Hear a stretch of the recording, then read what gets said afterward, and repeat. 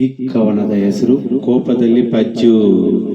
ನೋಡಬೇಕಿದೆ ಮಗನನ್ನು, ಕದಿಯಬೇಕಿದೆ ಮನಸ್ಸನ್ನು, ಕೇಳಬೇಕಿದೆ ಮಾತನ್ನು.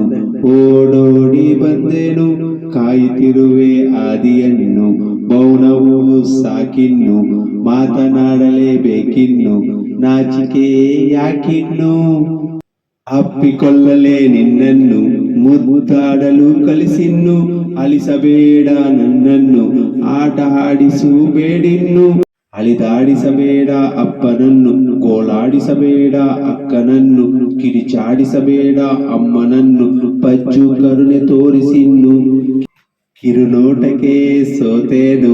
ಬಿಟ್ಟು ಬಿಡು ಕೋಪವನ್ನು, ಮಾಡಬೇಕಿದೆ ಪಯಣವನ್ನು. ಬರೆಯಬೇಕಿದೆ ಕವನವನ್ನು. ನೋಡಬೇಕಿದೆ ಮಗನನ್ನು, ಕದಿಯಬೇಕಿದೆ ಮನಸ್ಸನ್ನು, ಕೇಳಬೇಕಿದೆ ಮಾತನ್ನು. ಓಡೋಡಿ ಬಂದೆನು. ಈ ಹಾಡನ್ನು ಬರೆದು ಹಾಡುತ್ತಿರುವವರು ಅರಟಿ ಅನಿಲ್ ಕುಮಾರ್. ಇದರ ಬರವಣಿಗೆ ವೆಂಕಟರತ್ನ CN.